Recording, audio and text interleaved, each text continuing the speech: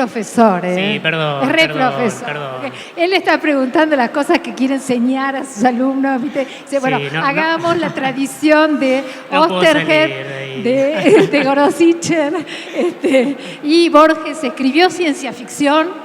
Sí, digamos que sí. Hagamos todos una apuesta porque Borges escribió ciencia ficción.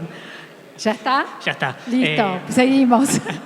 Bueno, no, pero pensar también Sí. quiénes escriben hoy ciencia ficción, qué otros escritores, escritoras, porque también... Sigue armando corpus. Sí, no puedo salir del corpus, perdón.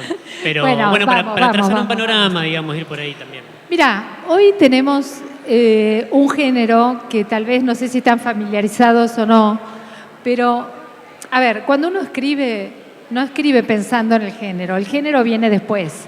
Justamente los que investigan, los críticos, las críticas literarias, las investigaciones, son quienes dicen, por eso yo les hice la referencia, por ejemplo, a la prensa, ¿no? Dijo, bueno, acá hay dos tradiciones, poesía, porque bueno, por el tipo de prosa que yo trabajo, y ciencia ficción. Pero yo no estaba pensando, estoy escribiendo ciencia ficción. Yo me siento a escribir, y a quienes van a ser escritores, escritoras, en realidad uno se sienta a escribir. En mi caso, en lo que yo llamo un estado de escritura. Ese estado de escritura es muy diferente para cada quien. Mi estado de escritura está enlazado a la naturaleza. Siempre necesité y lo busqué, vivo en la naturaleza. Esto de somos parte de la naturaleza, que recién hoy es interesante, ¿no? Porque hoy es también en las ecoficciones que se están publicando, empieza a aparecer también otras voces que antes era muy difícil de sostener y de poner, ¿no? Como decir, bueno, esas antropomorfizaciones, de decir, por ejemplo, ¿tiene una voz el agua? ¿Es un cuerpo de agua? Cuando yo empecé a nadar en estos ríos marrones, cuerpo con cuerpo, cuando empecé después eso empezó a afectar mi escritura, empecé a estirar la imaginación y a pensar las preguntas que se hace la ciencia ficción, que son, por ejemplo, ¿de quién es el agua? ¿De quién es el agua? ¿Se debe a sí misma a completar sus propios ciclos? ¿O es de quien la represa? ¿O de quien la envasa?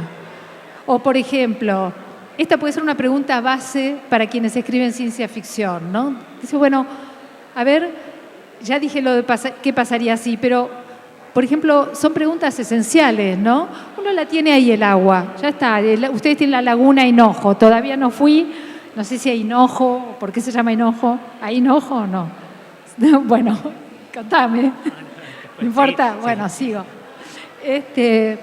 Voy a mojar seguramente mis pies, como toda agua para mí es irresistible. Y entonces, ¿de quién es el agua?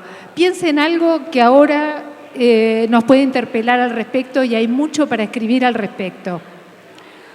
Ustedes, cuando consultan el chat GTP, cuando piensan en la inteligencia artificial, temas que nos encantan a quienes escriben ciencia ficción, que es también meter la tecnología, otro diálogo que se inaugura ahora y muy complicado y que nos tensa mucho en la política, en la poética y como habitantes vivientes, que es el nuevo binarismo entre tecnología y naturaleza. ¿Por qué? Y ahora les pregunto esto. ¿Ustedes sabían que la inteligencia artificial no está en la nube? Son grandes almacenes. ¿Sabían que esos grandes almacenes son computadoras gigantes que necesitan refrescarse con agua potable, con millones de litros? Y les voy a poner una imagen chiquitita. Cuando ustedes hacen una interacción con el chat GTP de 20, 30 preguntas, ¿saben cuánta agua consume? Esta botella de agua potable compite directamente con los vivientes. ¿Para qué? Para enfriar su sistema, estos grandes almacenes.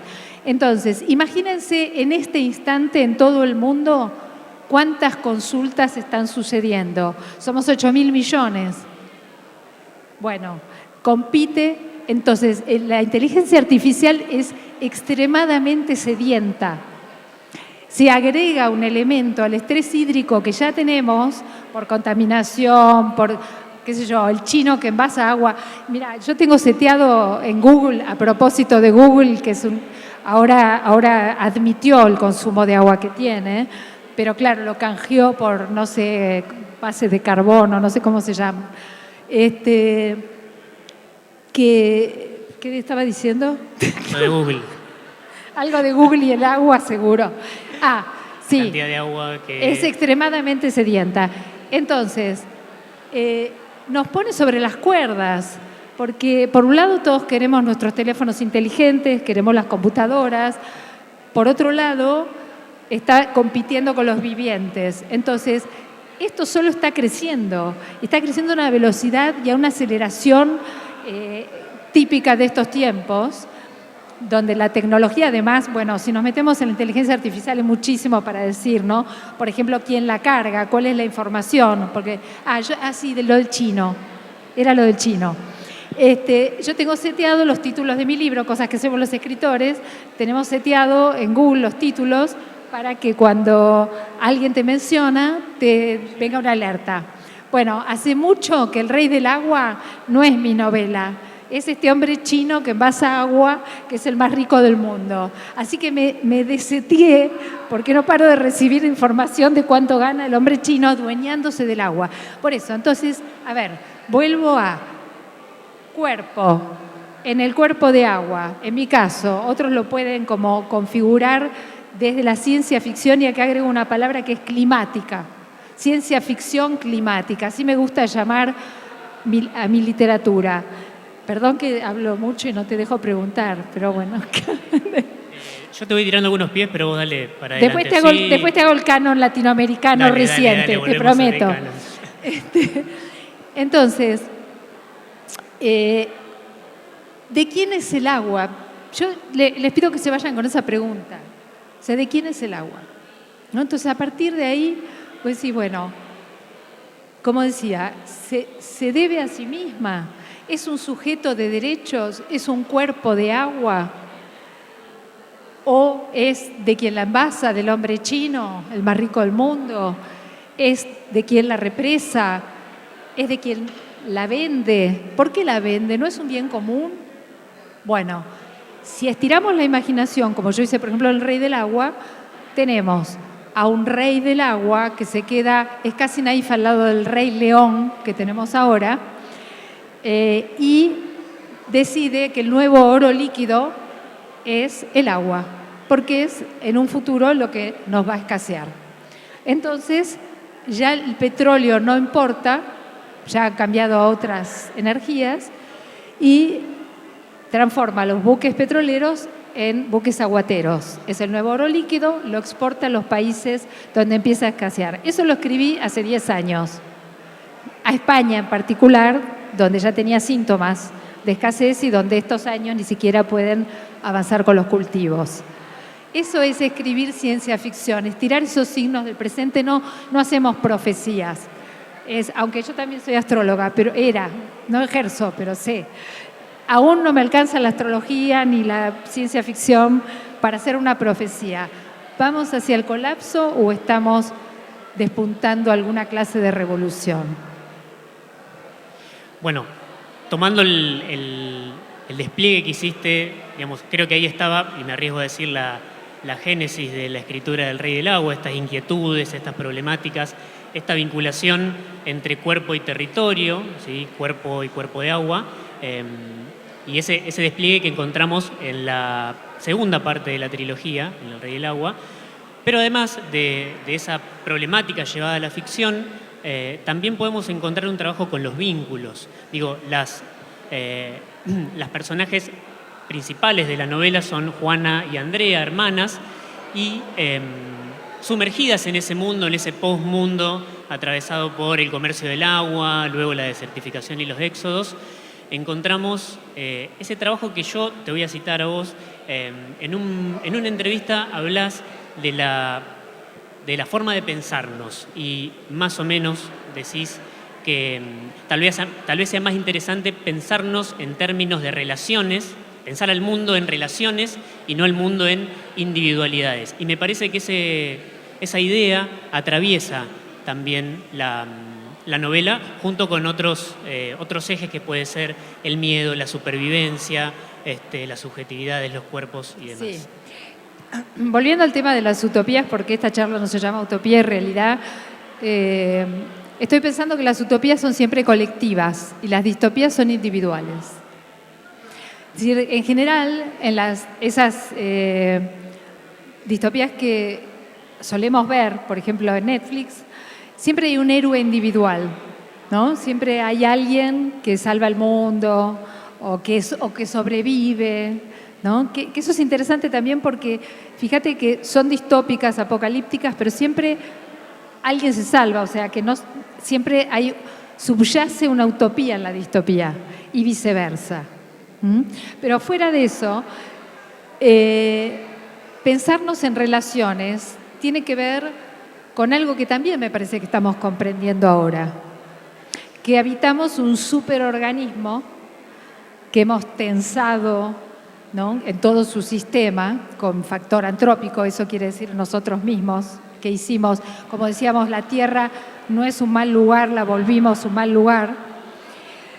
Y en este sistema de relaciones que habitamos, lo que quise hacer con las hermanas es, en principio, extremar las diferencias, ¿no? Por ejemplo, cuando ustedes se miran entre ustedes, o en este caso son dos hermanas, siempre hay una pregunta de por qué ella sí, yo no, por qué ella tiene esto y yo no, ¿no? Y nos podría pasar porque yo estoy sentada aquí y otro no, y así sucesivamente. Ellas les pasa eso, son dos hermanas, son dos mujeres, y constantemente creen que una tuvo una vida mejor que la otra. Ese pensar en el mundo de relaciones me hizo llevarlas a distintas etapas, donde esa distancia es extrema, donde buscan, por ejemplo, algo que hacemos siempre, un enemigo común para unirse. Hay un momento en la trilogía donde hay un enemigo común. Ahí ellas se asocian. Estos son procedimientos que hacemos en el mundo de las relaciones y en el mundo de la política, básicamente, donde no hay relaciones simétricas, siempre queremos subsumir a nuestro parecer al otro, a la otra. Y esto para mí es la distopía más aterradora. No solamente la que ya es evidente, sino la que tiene que ver con ese otro. Y vuelvo a la ciencia ficción con esto y al mundo de las relaciones. Cuando ese otro... A mí no me gustan las películas de aliens, no me gustan los monstruos, hasta que entendí cuál es su función. Es ese otro extraño, es ese otro diferente de mí, es ese otro que no puedo comprender, que tengo que transfigurar algo en mi cerebro y en mi modo de pensar para poderme relacionar. No sé si vieron la película La Llegada, que está basada, ¿la vieron? Que está basada en un cuento de un escritor de ciencia ficción que se llama Ted Chiang, que cita a Borges también y cita el Libro de Arena. Y ahí hay una lingüista. Siempre vieron que hay como unos militares que los quieren reventar a esos que vinieron, están chalitos con las armas, pero hay alguien que quiere dialogar con ese otro extraño. Bueno, y está la tensión de van a dialogar y entender para qué vinieron y quiénes son esos extraños, o los van a matar antes de que eso suceda. Y eso nos pone muy nerviosos. Bueno, ese otro distinto de mí es algo que también está tensando el mundo de las relaciones. Ese otro que yo interpreto como diferente, y el monstruo, el alien, vienen a recordarnos, sobre todo en un género que ahora está apareciendo, que es muy interesante y les recomiendo que exploren, que es el New Weird, o nueva ficción extraña.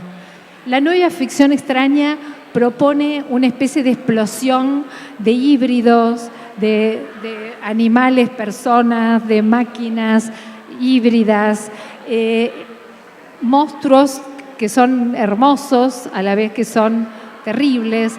Todo eso está junto. Hay una película que se dio hace poco que se llama Pobres Criaturas, que es una maravilla, Es una fiesta y es terrible a la vez. Bueno, ese otro distinto, la lingüista en la película, la llaman para que trate de entender el lenguaje de los extraterrestres. No puede hacerlo hasta que hace una transformación en su mente que implica reconfigurar, en este caso particular, el tiempo secuencial, pero bueno, el asunto es que ella puede llegar a comprender a partir de un cambio que hace en su interpretación del mundo y del tiempo, del espacio-mundo, para poder entender y dialogar con ese otro distinto. Entonces, el mundo de las relaciones no se limita a mi amiga, a mi pareja, en el cual tengo que decir que hemos fracasado, básicamente. Venimos ensayando porque entre padres e hijos, entre hijas, y bueno, es bastante desquiciante todo el mundo de las relaciones que hemos construido, pero es también el mundo de relaciones con la naturaleza, con la tecnología. Es decir, no es mala la tecnología en sí misma, ni es buena en sí misma, sino cómo nos relacionamos con ella. No es la naturaleza inferior y nosotros somos los únicos sujetos parados en un mundo de objetos listos para explotar o exterminar. Eso marca la relación que tenemos con ella. Entonces, acá de lo que se trata es de cambiar el mundo de relaciones, de explorar el mundo de relaciones. Ahora que se empiezan a escribir ecoficciones y se le da voz a los cuerpos de agua o se le da voz al mundo mineral o a la animalidad o a la botánica, lo que está pasando es que estamos empezando a entablar un diálogo, no importa si lo antropomorfizamos un poco, si nos preguntamos, ¿tengo derecho a ponerme esa voz o no? Qué sé yo, que las piedras estuvieron vivas o muertas según las épocas. O sea, todas esas metáforas y la búsqueda científica determinó que algo estuviera vivo o muerto. Por ejemplo, ¿cómo nos relacionamos con el río Paraná? ¿Es una hidrovía o es un río de un lomo divino? Esa relación es lo que va a marcar y determinar el futuro del mundo, básicamente. Bueno, y tomo justo la última palabra, mundo, en relación a lo que a lo que estamos pensando, ¿no? Esos alcances, esas posibilidades de la ciencia ficción, la ecoficción, cli-fi, ¿puede ser? Sí, cli-fi, sí.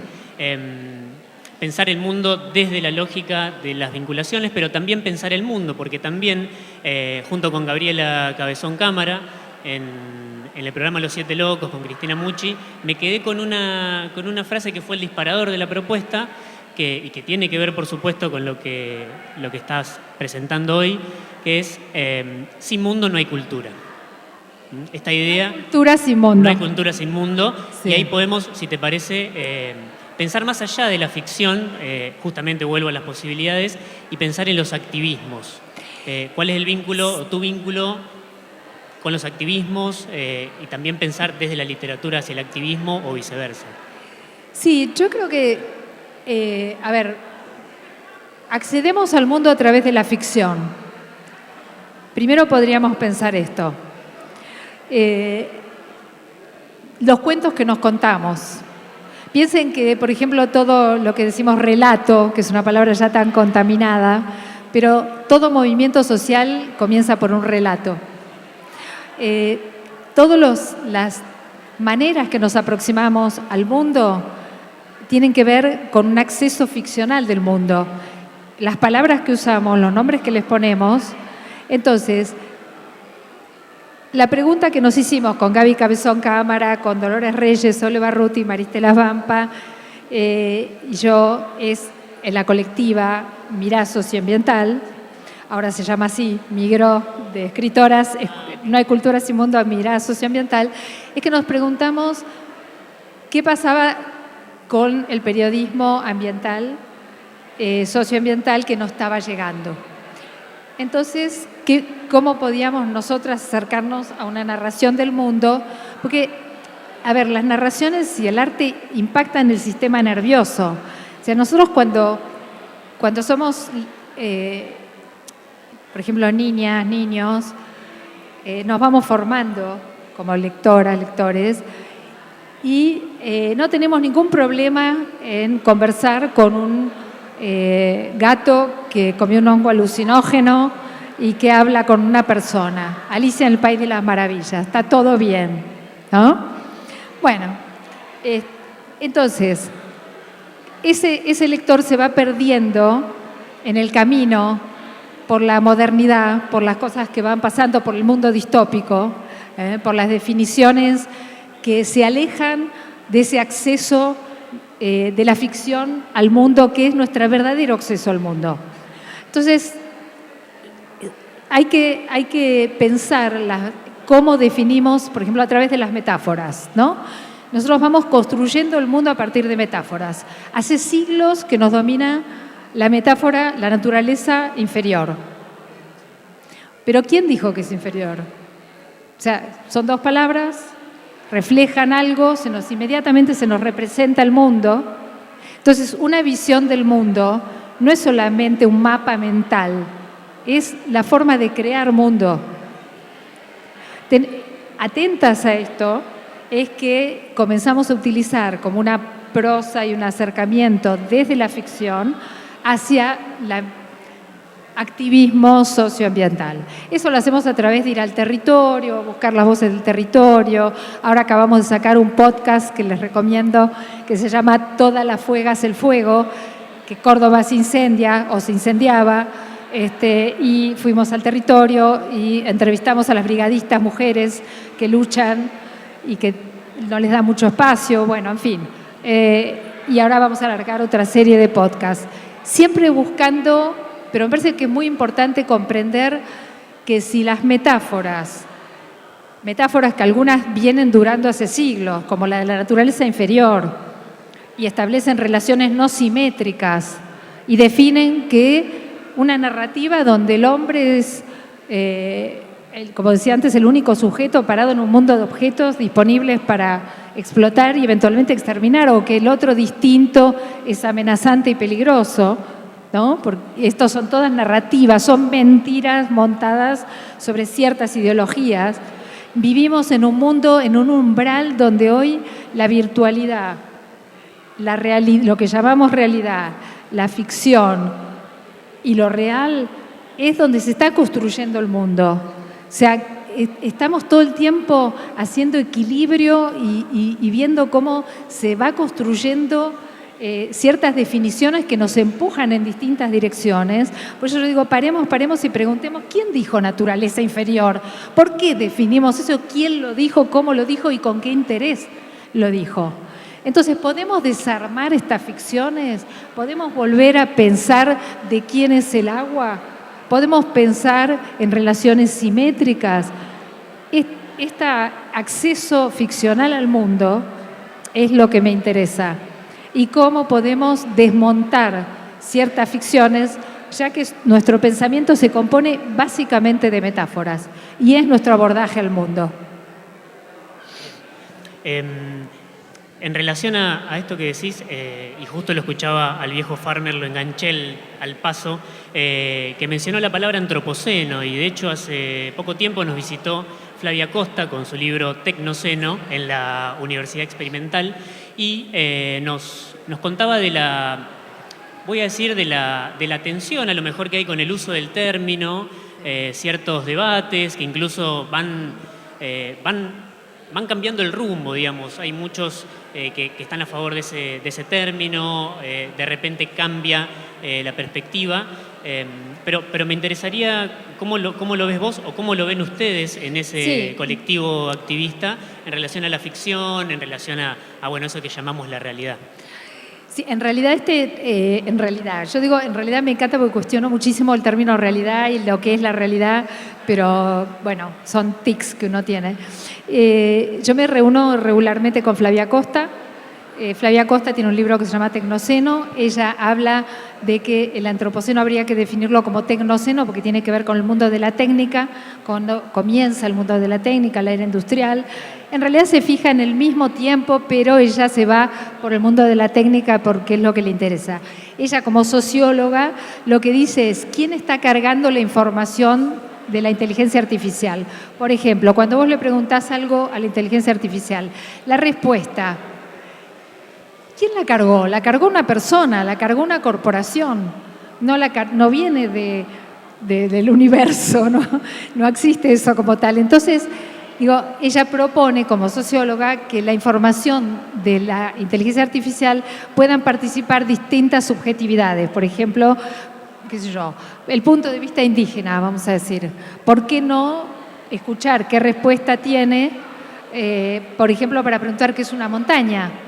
Porque para una montaña, les cuento una mini anécdota, fuimos con la colectiva a Jujuy. Fuimos a trabajar con Tomás Araceno, que es un artista. Después yo trabajé en el guión de esa película durante muchos meses, una película que se estrenó en Londres, que después se dio acá en el CCK, y que tiene que ver con el litio. Bueno, pero fuimos con un equipo también de escritoras y hicimos talleres junto con las comunidades, pero también con abogados ambientales. Nuestro objetivo era declarar en un tribunal ético sujeto de derecho las Salinas Grandes, que todos hemos visitado también o queremos visitar, las Salinas Grandes y la laguna de Guayatayoc. Bien, hacemos la redacción, 5 días trabajando con las comunidades que tienen sus tiempos, seguramente yo tengo mis tiempos, desde mi perspectiva ellos tienen sus tiempos, pero yo tengo mis tiempos. Bueno, en fin, el asunto es que cuando estábamos llegando hacia el final, hacemos una redacción entre ficcional y jurídica, ¿no? Para sujeto de derechos y proteger esa zona. Cuando estamos ya medio terminando, caía la noche, último día, leemos lo que tenemos y un comunero levanta la mano y dice, perdón,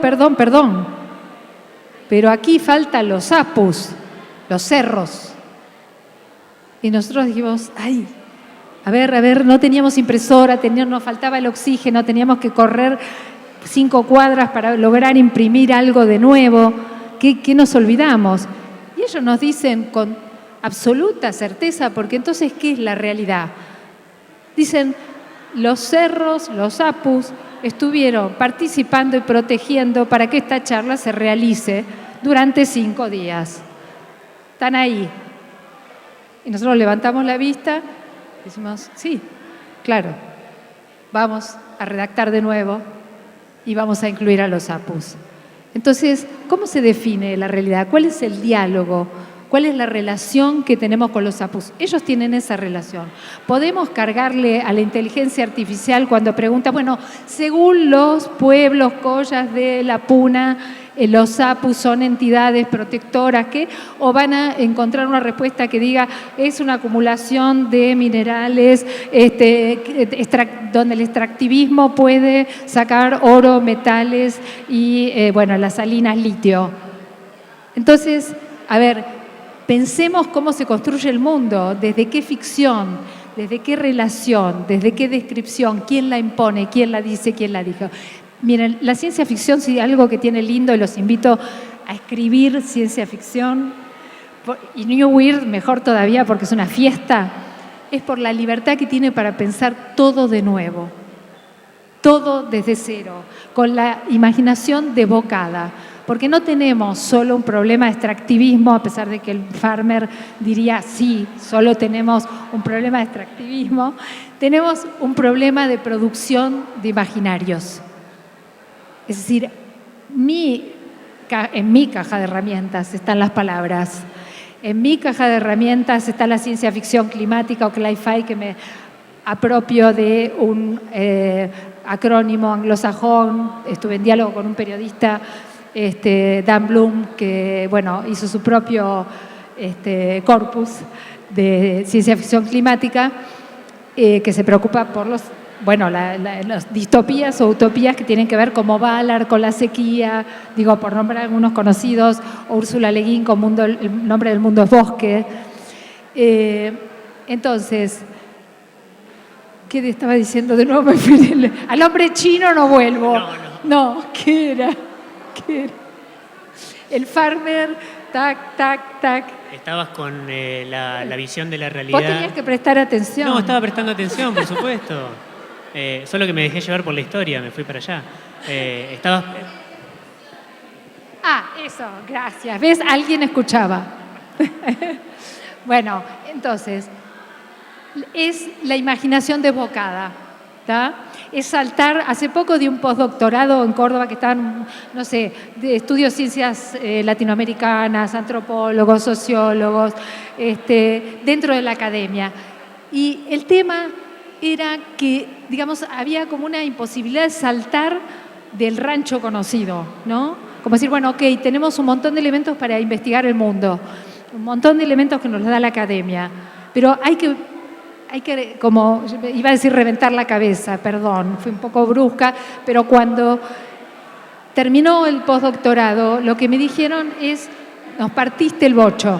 ¿En qué sentido? No es que se los partí yo, es la propuesta que tiene el New Weird, la ciencia ficción, que es pensar el mundo con la imaginación desbocada, es decir, estirar desde los signos del presente, estirar el imaginario, pero si solo vamos a soñar y a imaginar distopías, quiere decir que el territorio de nuestra mente es el devenir del terror.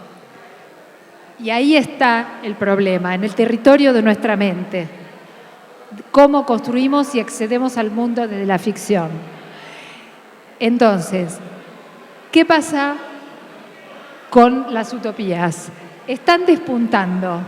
Hay una necesidad. Justamente eso te preguntaba, si ante este Perdón, panorama... No, te está dejo bien. preguntar. No, pero te preguntaba y me preguntaba, ante este panorama tan cargado de Sí. distopías, si no está asomando ahí la utopía. Yo pienso rápidamente que es de 2017, en Las aventuras de la China Iron, digo, de Gabriela, que la mencionaste, termina con esa idea de utopía, aunque tal vez también esconda una distopía ahí en potencia, pero bueno, el final es utópico. Vuelvo sobre eso, digo, claro. Bueno, en la trilogía del agua también. ¿Qué me pasó? 3 libros después, distopía. Primero, alguien que vende el agua, que se hace rico vendiendo el agua, que es el rey del agua. En El ojo y la flor, la gran sequía. Años antes de la sequía del Paraná, escribo una migración por el lecho del Paraná vacío. 2 años después lo veo en fotografías. Aterrador, no sé si se acuerdan, cuando tuvimos una gran sequía. Ahora hay una sequía en la Amazonía y es posible que vaya llegando porque tarda unos meses, pero es la misma cuenca. Hasta el Río de la Plata es la misma cuenca. Entonces, ¿qué me pasó como escritora? Después de todas esas distopías, migraciones climáticas, las hermanas van caminando, una va caminando con los pies en el barro, el mundo social se da vuelta porque los que vivían en Nordelta son los pies de barro, porque son los que tuvieron que dejar el delta porque ya no tiene agua y son los más, los más pobres ahora porque no hay agua. En cambio, vieron que siempre uno piensa, o yo pienso, y ahí también hay una inversión de las simetrías. Yo vivo en Tigre y pienso que zona norte es muy linda y que todo el delta de Tigre es muy lindo.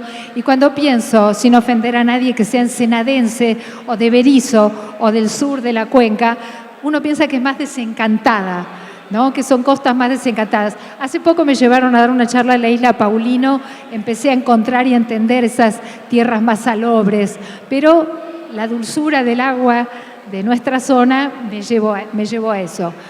Finalmente, cuando terminan las hermanas en la zona donde aún hay agua, porque está cerca del Atlántico, y la misma geografía, la Rada, contiene un poco de agua, ahí donde se cruza el agua dulce con la salada, se encuentran finalmente en un lugar, un gobierno autocrático, lleno de castas, hablaba de castas, en ese final no aguanté más. Entonces, la utopía es una necesidad muy humana. Todos necesitamos una dosis de utopía. La utopía cayó desde 1500 por la modernidad hasta, como decís vos y propusiste en la charla, distopía o realidad. Hay algo de la necesidad de les vivientes en general, porque ya sabemos que hay otras mentes paralelas también pensando y dialogando con nosotros, incluso la propia homeostasis de la Tierra, tratando de manejarse con estos desequilibrios, tiene cosas para decir. Creo que las utopías empiezan a reverdecer a partir de estos diálogos también de ecoficción, ¿no? Donde empezamos a entender que hay otras inteligencias que tienen otras voces, que podemos aprender de ellas y que tal vez, y vos hablabas de Flavia Costa tiene una visión de la tecnología donde habla de que ya estamos además en un mundo ambiente técnico. Quiere decir que no debemos dejar tampoco y excluir a la tecnología. La tecnología es parte del diálogo, no es algo que cayó del cielo, es algo que surgió del bocho nuestro. Desde que el hombre es hombre y agarró la primera herramienta para alcanzar algo en un árbol porque no llegaba, existió la herramienta. Después se fue sofisticando, pero es un hijo nuestro, es un hijo que podemos odiar, abandonar, detestar, decir yo no tengo nada que ver con esto, pero es parte, vivimos en un mundo ambiente técnico. Por lo tanto, todos estos diálogos podrían empezar a favorecer las utopías. Bien, y ya para finalizar, la última pregunta, que tiene que ver con esto último que mencionás, es la pregunta por lo que viene, ya que estamos pensando en la construcción de imaginarios posibles, futuros, esta tensión entre distopía y utopía, si la utopía necesariamente está asomando, y la inmersión incluso en lo que plantea Flavia Costa, ¿no? De la tecnología. Para cerrar, la pregunta es, ¿en qué estás trabajando? Si se puede adelantar algo. Sí, bueno, estoy trabajando por un lado un libro de cuentos, pero bueno, eso sigue más o menos en la misma línea de lo que vengo trabajando.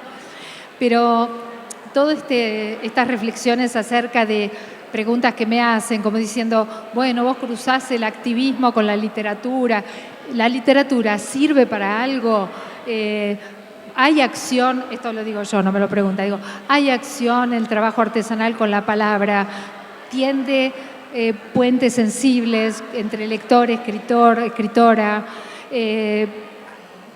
busco conmover, bueno, sacarte de tu mundo, de tu burbuja de pensamientos y llevarte a conocer mundos más complejos, vivir cuantas vidas que no vas a poder vivir en la literatura. Bueno, la literatura tiene mucho para decir y todas esas reflexiones me fueron llevando a mi futuro trabajo que se llama Operación Metáfora.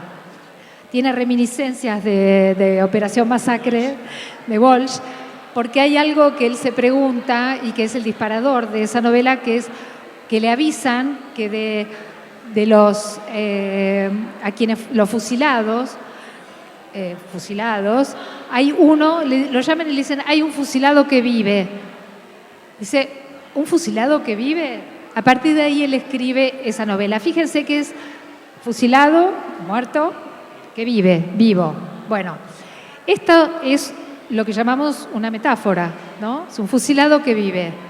Ok, entonces me empecé a concentrar en lo que es una operación que hacemos en la mente, que es la metáfora. Y esto que yo decía antes, cómo nos pueden dominar metáforas tan antiguas hace siglos como la naturaleza inferior.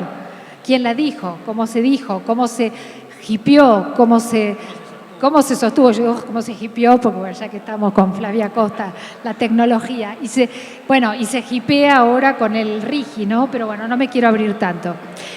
Entonces, Operación Metáfora te invita como un poco a pensar si hay metáforas dominantes, hay metáforas que han saltado, icónicas, que han saltado al cuerpo social, si hay metáforas que han dominado nuestra vida por siglos, por ejemplo, no sé, que los indígenas son sucios y no sé qué, como hizo Mariano Moreno, o que la mujer es inferior, nosotros fuimos brujas, ninfas, las metáforas que quieras según los tiempos.